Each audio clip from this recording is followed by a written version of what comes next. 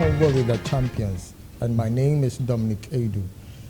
Convo with the Champions is a new podcast that is coming up, and the emphasis or our concern is to have interactions with people in our society who are contributing in different ways to development.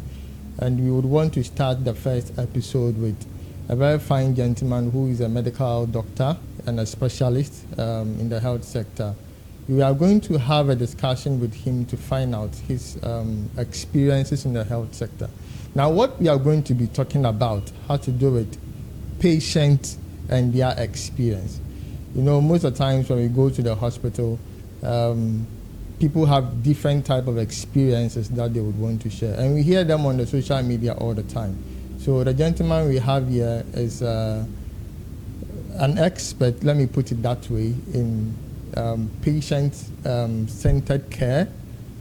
He's also a family physician, and his focus has always been on the experience that people go through when they visit the hospital. So join me as we have this insightful discussion with our guest. He's in the person of Dr.Jerry Eshun. Dr. Eshun, you're welcome. Thank you. So as I said, this is Convo with the Champions, and you are at Binks Digital Studios. So once again, you are welcome. Thank you. Thank you for having me. Yeah, for the benefit of our guests who do not know you, kindly tell us something about yourself. I mean, the journey to where you have gotten to. All right, thank you. So my name is Jerry Eshun. Background-wise, my parents, I'm a half-caste. One side from Elmina, the other side from Kwao Abitifi. Okay. I've lived my life largely in Takrady. I spent some bits in Cape Coast for secondary education at Mfantsipim. And I went on to University of Ghana, where I did a little over 6 years training in medicine. And then afterwards, continued to the Ghana College of Physicians and Surgeons to pursue my membership in family medicine. And I'm still with the Ghana College doing my fellowship, which I'll be finishing soon. But of course, in between, I've done quite a number of programs to, kind of broaden my knowledge and skills in various aspects in healthcare. So this is who I am. A family physician specialist? Yes. Okay. What is it about? Your area, what is it about? Yeah, so family medicine is a specialty in medicine where we don't do any kind of discrimination when it comes to person or sex or age or disease condition. So we provide a holistic care which is continuous, comprehensive, and coordinated for any kind of person. We say we practice from cradle to the grave. Okay. So from cradle, a baby is born. We are there to take care of the baby till the baby is through school, through adolescence. The lady gets pregnant, marriage, through middle age, old age in terms of geriatrics, till you die. We carry you through right from beginning to end. And our approach to care is not just biomedical. Okay. We do more of biopsychosocial. So it encompasses everything about the human being, not just medicine. Okay. So that's what we do as family physicians. Including family counseling. Yes, so everything. So as family physicians, I mean, just looking at the name, and when someone asks me, so what do you do? I say, I take care of the family. So everything with the family, whether it is surgical or medical, pediatric, geriatric, we do a lot of psychological counseling. So everything that the family will face, either together or as individuals within the family, we look at you in the context of the family, because sometimes someone will have an issue. If you don't look at it in the context of the family, you miss the point. Why is the person having that issue? Is there something happening at home, either a social problem or some medical issue which transcends generations? Is it genetic? That's how we look at cases. So yeah, that's how we approach care. Okay, that's wonderful. Do we have a lot of doctors in Ghana with that specialty, or just a few? Well, I think currently it's gaining grounds. I wouldn't say we have a lot, because really family physicians are supposed to be primary care providers. And for all of our primary care facilities, they are supposed to be manned by family physicians. But that is really our level of practice. So at the district level facility, that's really where we are supposed to be. If Ghana was to up its game so that the whole of our primary care system is in a proper context, even health centers, there should be family physicians there. Okay. So we are the gatekeepers. We are the ones who are supposed to receive patients with any kind of problem at whatever kind of age. Okay. We take care of you, and as and when necessary to be referred, we refer you to the right person. And because we are specialists, we know exactly where you're supposed to be. Okay. And then we coordinate the care. We call whoever you're supposed to go see. You go see the person, you be attended to. Then you come back to us and we continue. Okay. So that's really what we do. Okay, that's good to know. Then in that sense, I think you are the right person for our discussion today. I mean, having to be a specialist who deal directly with families, I believe it can even extend to extended families and not just small or, let's say, nuclear families. Yeah, we are not looking at only nuclear family. We are looking at family. Family. So family, extended, whatever. We have different kinds of family. Okay. So we deal with all that. Okay. All right. So patient experience. We go to the hospital, we hear a lot of things. We hear on the social media, we hear a lot of things. I think, let me first find out from you, what can you say about patient experience in general context? So let me start answering from this. Why did I take interest in this particular area? For one of my master's programs, the course itself was clinical experience. Okay. And in that clinical experience program, that's where this whole thing started from, because I've been a patient before. I've seen patients and the ordeals they go through, and I felt that no, the health system really is not put together in a way to provide the kind of service that patients really require of us. Of course, if a patient has malaria, at the end of the day, we are going to prescribe anti-malarials. But that's not all they need. How are you even prescribing them anti-malarials? How are you diagnosing the situation? Recently, I met one health professional and made a diagnosis. So the patient had gone to the lab, came back, and then all I heard was that, "Mame, malaria." I mean, just that statement did not sit well with me. You don't communicate diagnosis to patients like that. Okay, so I think that we have a long way to go in the aesthetics, one, the way our facilities look. The facilities should look healthy. So we have healthy environments. How are we greening our place? How are we cleaning our environments? How are we painting the health facilities? In fact, how are we dressed? Some of our hospitals look horrible. Yeah. Appearance alone. I totally agree. How are healthcare professionals dressed? When you go to the corporate institutions, we have people who are well dressed, sharply dressed. They have a particular kind of dress code, so when you enter the place is welcoming.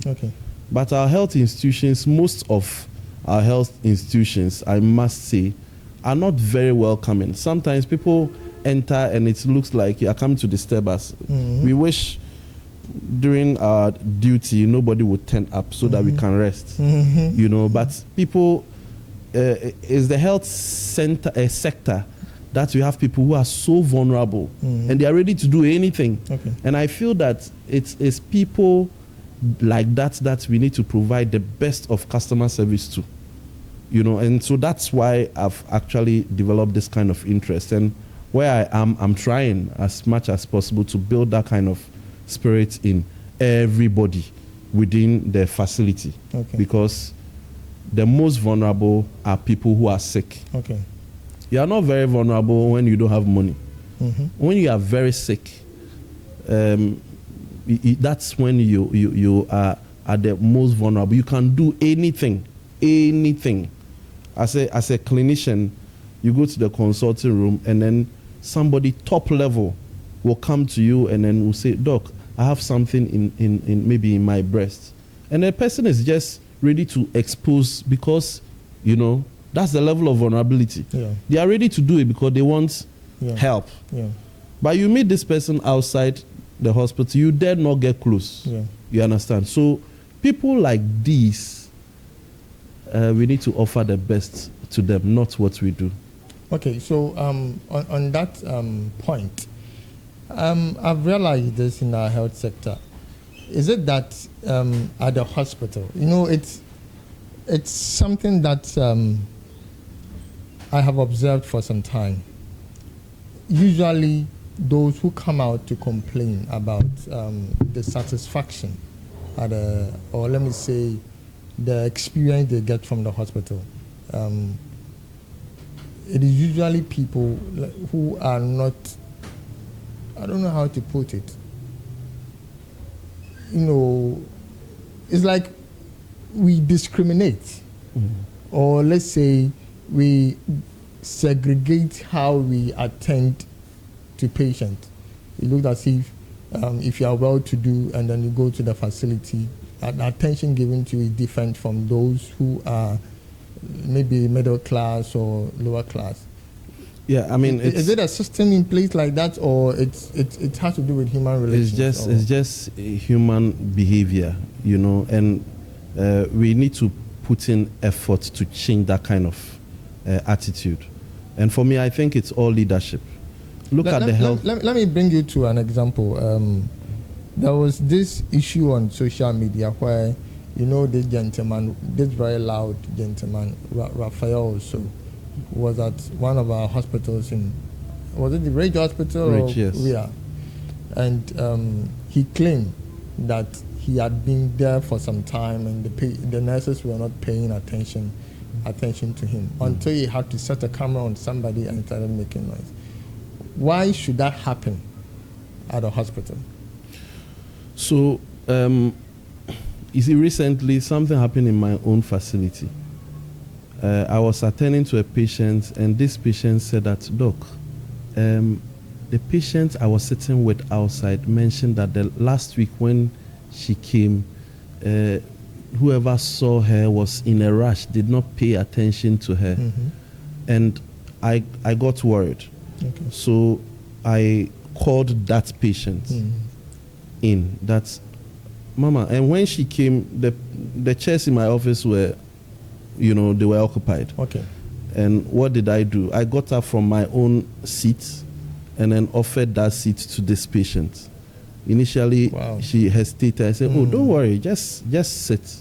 And then, I sat on the table. Okay. And then I asked the patient, I understand you had some concerns last week. Can you share with me what's happened? Then she said, "Oh, sister, did you come and tell?" I said, "No. She's somebody I really want to gather information from you because we want to change the face of communication and all that in the facility." Then he said, "Yes, whoever she came to saw last time did not have time for her." So it's all about communication. Okay. You had asked this patient to do some tests, malaria tests, typhoid tests, and then you only spoke about typhoid, and maybe typhoid was negative or something. But she wants to know, what about the malaria test? Okay. What about this other test? You didn't communicate. And then you made it look like you're in a hurry. You have to quickly get out of the room so that I can attend to the next person. That's not good enough. So it is, compare what our attitude to patients in the public health facilities to our attitude in private health facilities. In fact, you'll be amazed. I heard the story, and I think it was true story, of a patient who had encountered one particular staff in a public health facility, and this lady was so rude, and then decided to go to a private facility some other time and went to meet this same I don't want to mention a particular profession, but this same person working in this private facility and was so courteous and respectful. At a private facility? At a private facility. Okay. And we get that a lot. Yeah. Most of the private facilities is the same government or public health facility doctors and nurses who double up working in those places. But why is it that the attitude is different? Why is the attitude different? It's because for the private facilities, the management there have the power to hire and fire. Yeah. So whatever amount you are getting, no matter whether it is small or large, you have decided to pick that slot. So if you decide that you misbehave towards their client, they'll give you the sack. But for a public health facility, even as a manager, if someone is misbehaving and you want the person out of the place or you want to discipline the person, you have to go to the bureaucracy is so much. But that one, it requires leadership who are diligent and they want to really ensure that the right things are done. But how many of such leaders do we have? You know, so you make a move 1 or 2 steps and then you are frustrated and then you give up, you leave it. But I think we should not.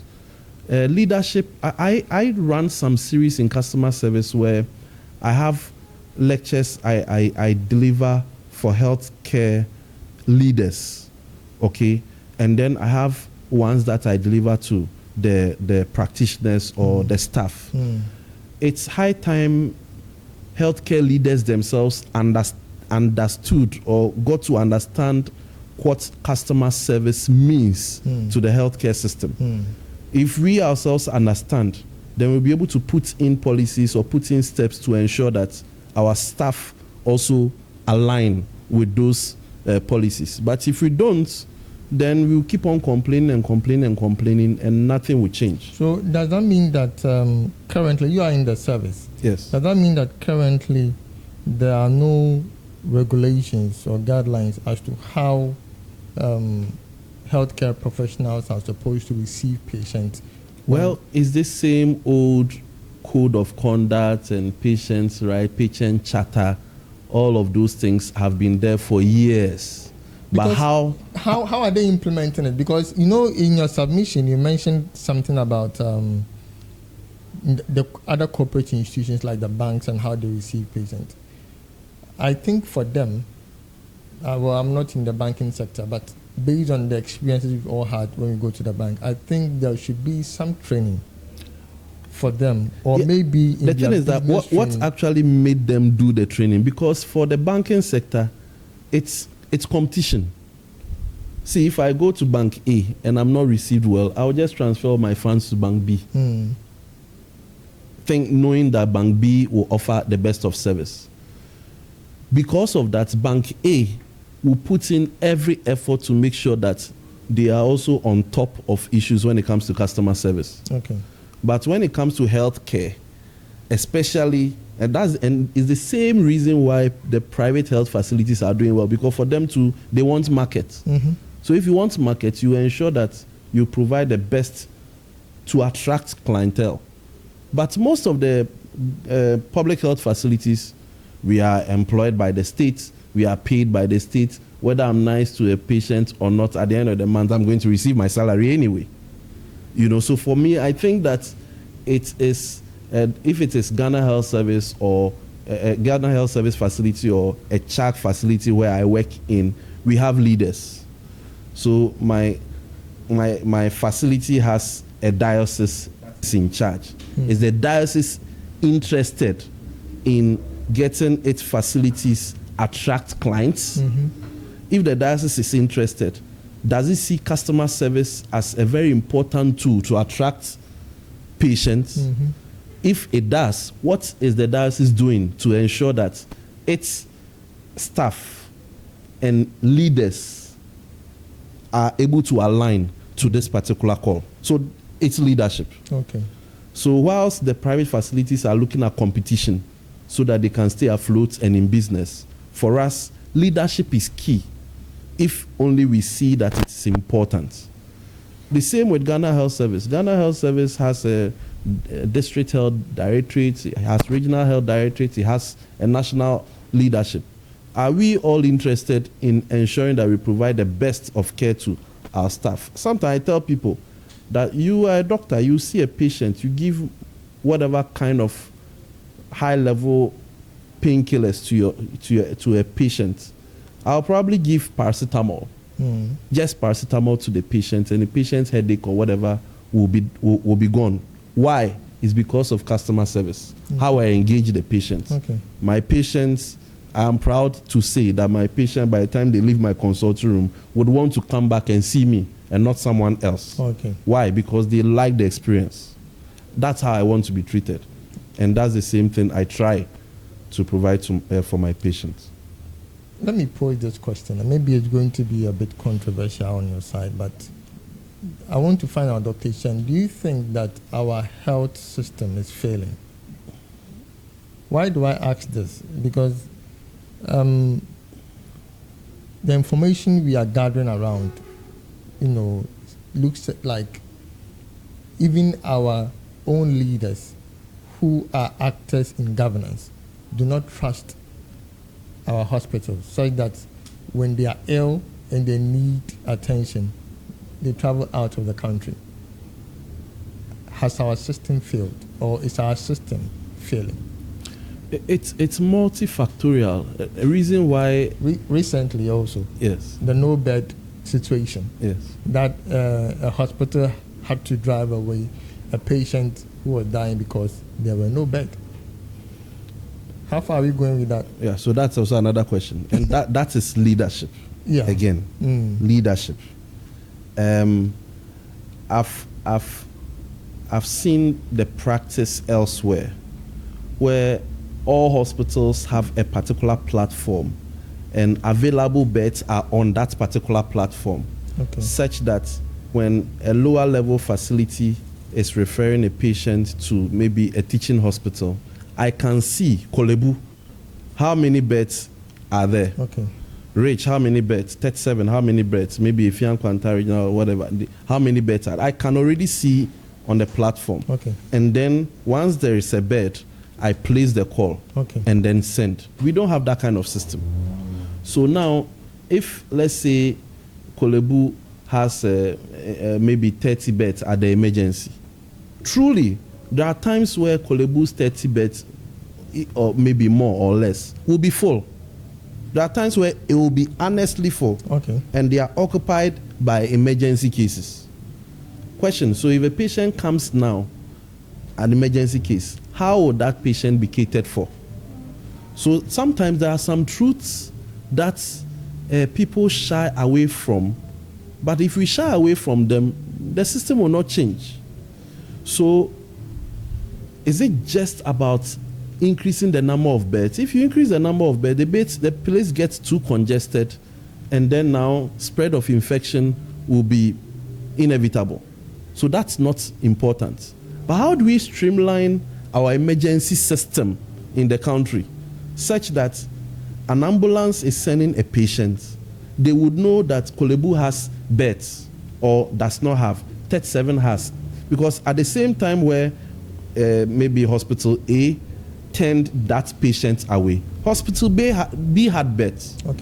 So how come the ambulance did not know that maybe hospital B had beds, so I should go to hospital B, and then sent this patient to hospital A that did not have beds?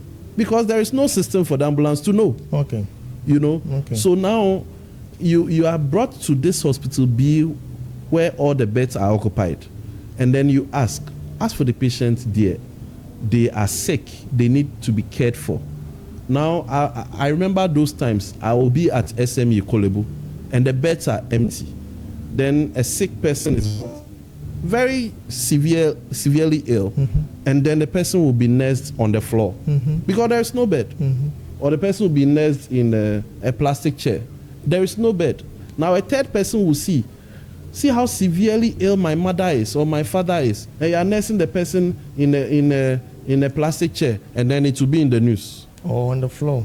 Yeah, or on the floor. But where do we nurse this person? Yeah. When there is no bed. Okay. At the emergency. Okay. So now that will put so much responsibility on the hospital leadership.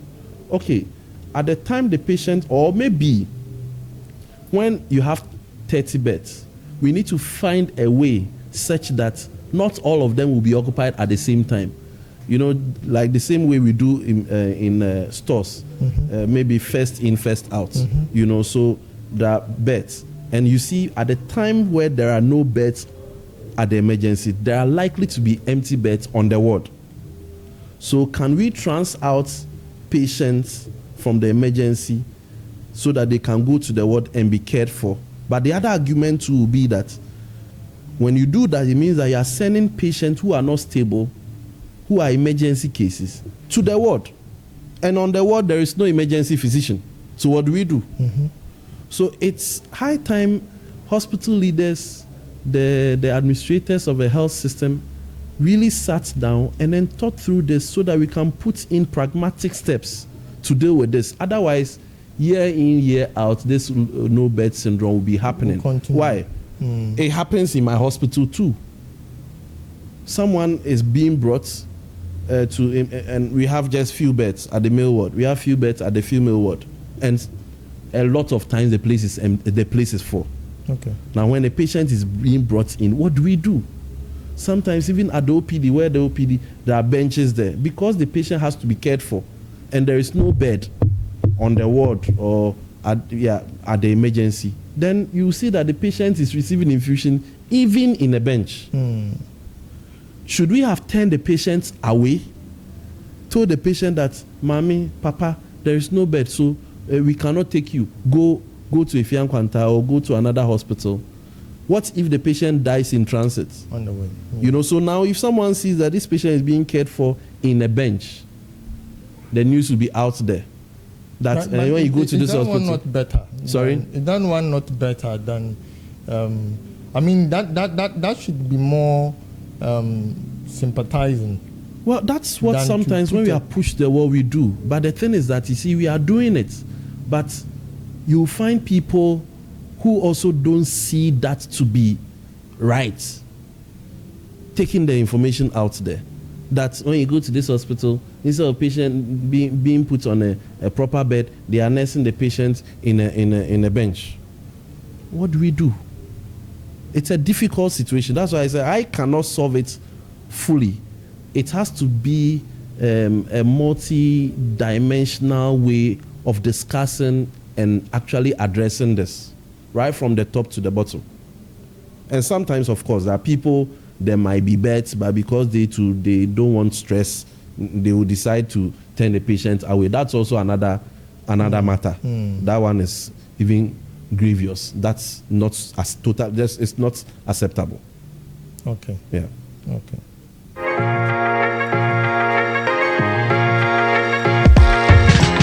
This has been Convo with the Champion, and we are still discussing experiences we have or what we go to when we visit the hospital. And Dr. Eshun has been throwing some light on some experiences. And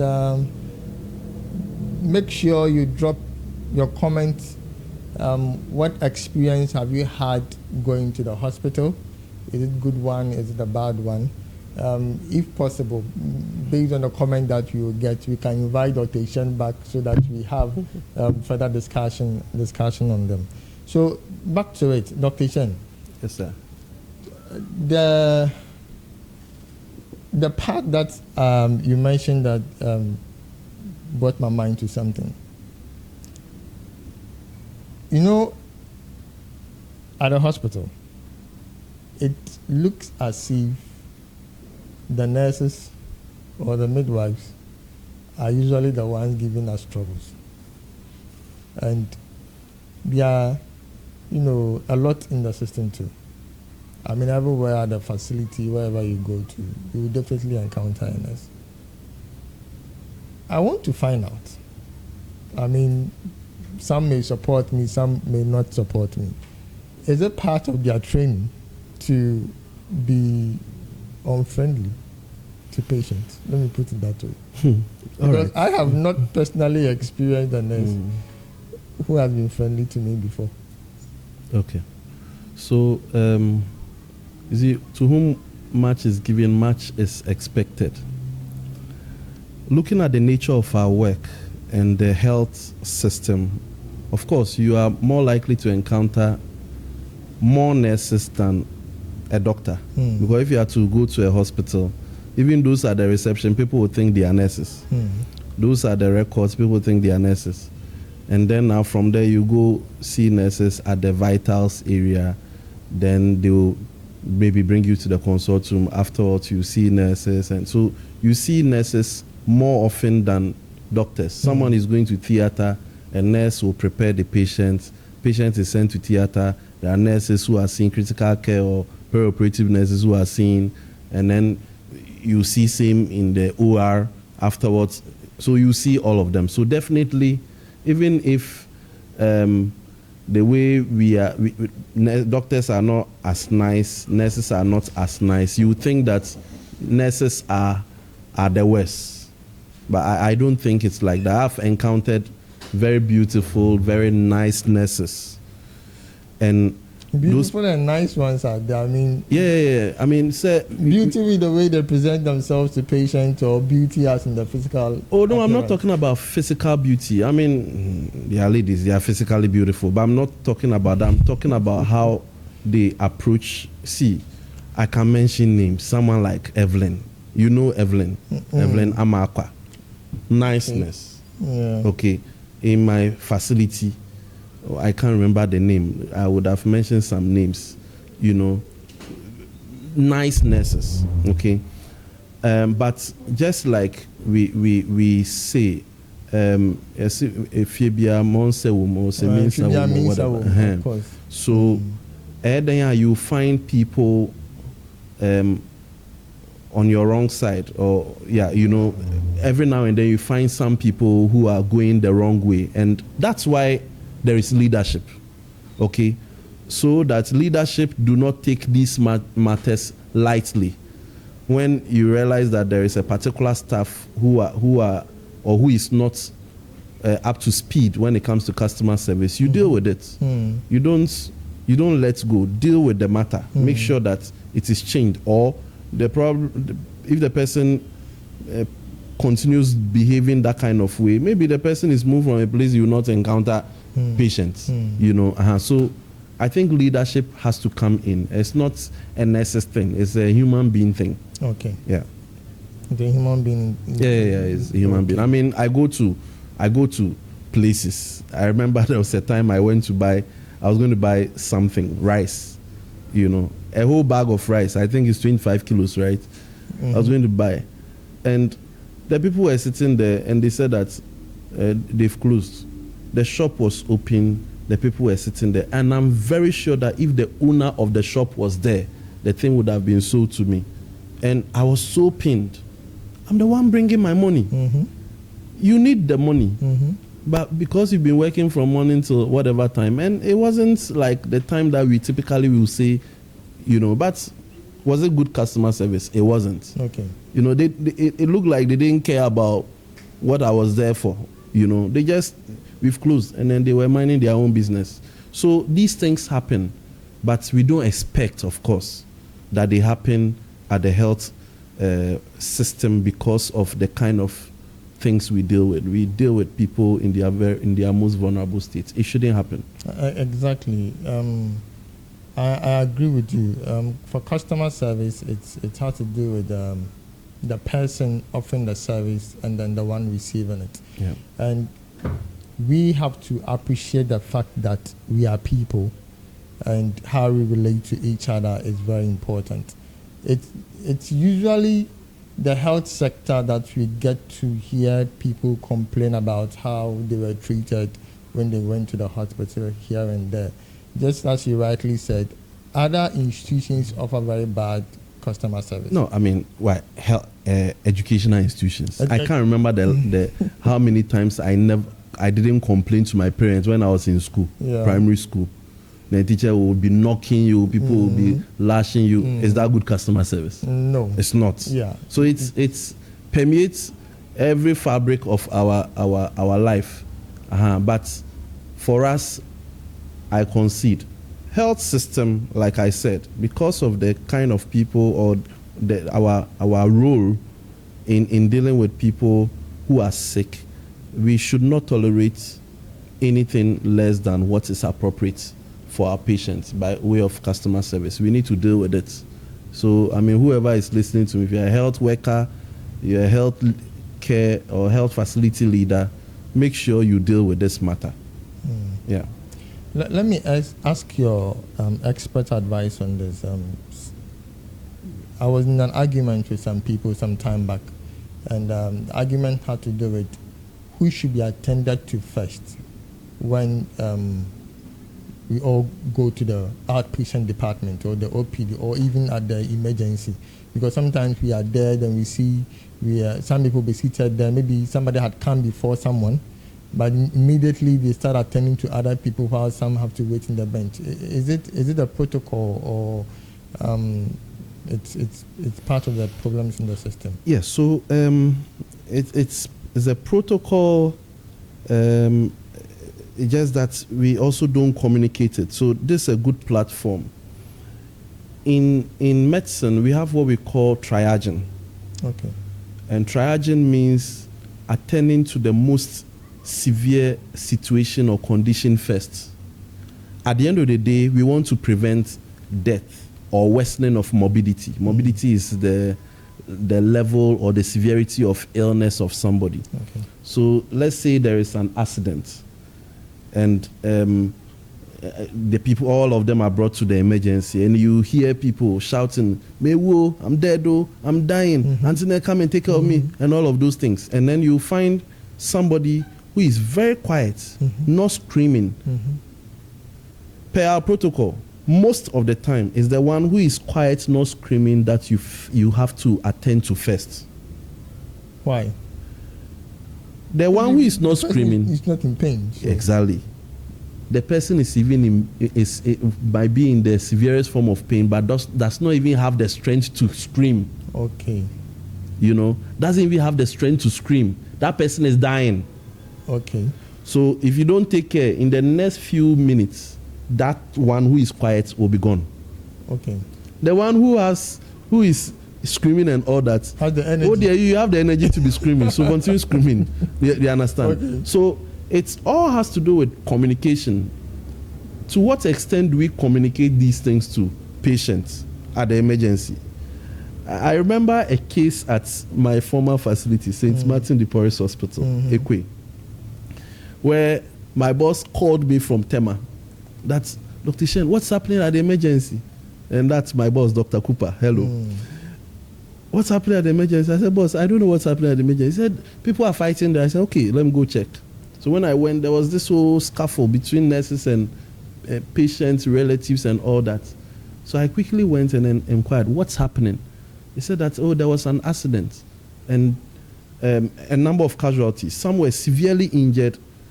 There was this young guy who was not really injured. He had some pain at the shoulder or chest, shoulder, somewhere like that. But he was stable, walking around and all of that. Okay. But when the family of this boy heard that the boy had been involved in a mass casualty event, they rushed to the hospital. When they came to the hospital, this boy was sitting in a chair by a desk at the emergency. Okay. And there was no nurse by him. Okay. The nurses were all attending to other people in stretchers and things. And the relatives got mad. That, why are you not attending to our child? He was also involved in the accident. So for them, once their child was involved in an accident and they don't see any nurse or doctor by this guy doing what, maybe setting a line or something, it means we've neglected that boy. Meanwhile, they had triaged and determined that this small boy was stable, so was green. So they were attending to, at the time, to those who had, who were coded red and were likely to die. And that was the cause of the scuffle. Oh, okay. Why was that happening? Because the relatives did not understand triage. They did not understand that your child was stable, and we had to now use all of our resources to take care of those who are likely to die. Of course, they were involved in the same kind of accident, you know. So I had to go and sort that matter out. So the problem is that our system, the non-medics do not understand the system of triaging, and then we also don't have the patience to communicate to them and explain things to them that this is what we are doing. And that's why, yes, you've been in the queue, but this other person came and we had to skip. I mean, when I was at Ekwe, anytime I was in a consulting where there was an emergency, I'll come out and talk to the patients who are waiting in the queue. Okay. That, I'm sorry, there is an emergency in theater and then I'm needed in that emergency to help the patient survive. If I don't go, this patient is likely to die. So please, give me some few minutes, I'll be with you. And they will understand. And you see a number of them, even though they've been up at dawn and in the queue for hours, they'll say, oh, doc, no, go and save the person and come. You understand? A number of them will be okay, like they will understand. Some too might not understand, but they will not, you will not see them fighting. But what if I did not communicate and I'll just open the door and then leave? Oh. And that's what we do, okay? Probably I'm expecting the nurses to do, but for that, I usually would do it myself. Okay. Communicate to the patient that this is the situation. This is the reason why this person is being brought in. There is this other bit too where it's not like there is an emergency or a triage case, but maybe there is a nurse or a staff whose relative is not well and so will skip queue. I keep on saying, if you do that and you come and see me, I will sack you. If you're a staff and you want me to attend to your relative, I expect that either the early morning or the day before you call me out of respect. Tell me that, oh, Dr. Eshun, I have my mom not feeling well. I want you to attend to him or her. Then I'll tell you that, okay, maybe come at this particular time. Maybe by the time I'm done with the outpatient, or maybe at the beginning, or even if we would negotiate and then decide that patient, your mother should come at 10 or 9 o'clock. When I go to the consult room, I'll go and tell the patients who are sitting there that at 9 o'clock, I'll attend to a particular patient because of A, B, C, and D. If I do that, I'm giving respect to the patients who are sitting there. So that when the patient comes, they don't grumble because I've already notified you, you know. But you see that a particular consulting room, then the patient and this patient's staff or the patient be room, then another one, then the patients think that, why, are we not important? You know, are we not sick? And probably they are sicker than the one who has been sent in, you know. So it's communication and we respecting the patients that have been entrusted in our care. Okay. Thank you. So my last question would be, what is the ideal, what should be the ideal expectation that we should experience when we go to the hospital? Well, I don't think I can what tell. What should be the ideal expectation we should experience when we go to the I would have rather spoken about what the clinicians should do. But as for patients and their expectations, I cannot determine. People have varying expectations. And in my lectures, I usually say that as a clinician, doctor, nurse, whichever health worker, to be able to navigate the patient expectation is a competency you need to learn. Because they all have different expectations. Yeah, he has a headache. He probably doesn't know the diagnosis, or they think they have malaria. So they think that they are coming so that I give them malaria drug. That's their expectation. Somebody too will wish that at least doctor should touch him or her. And you know, in our Ghanaian setting, the way we revere doctors and things, so if they get there and a doctor spends some time and doctor asks, Mommy, what is wrong with you? What brought you to the hospital? Or the doctor gives them an opportunity to tell them all that was or is bothering them. For some of them, that is their expectation. So it's not so much of me dealing with determining the expectation of the patient. As for that, I can't even determine. It's varied. It is for us as clinicians to be able to go around this expectation. Things that we need to communicate to them, let's communicate to them. And then understand that they have different expectations. Let's ask the questions, find out what their concerns are, and deal with them. Okay, so thank you very much. This has been an insightful discussion, and I believe that we have all learned a lot from what we discussed. In the comment section, I want to hear your comments, share your experiences, share your stories with us, so that if we need to invite him back for another discussion, we can do that. This has been Bing's TV here at Bing Digital Studios. We thank you for watching. Catch you on our next episode.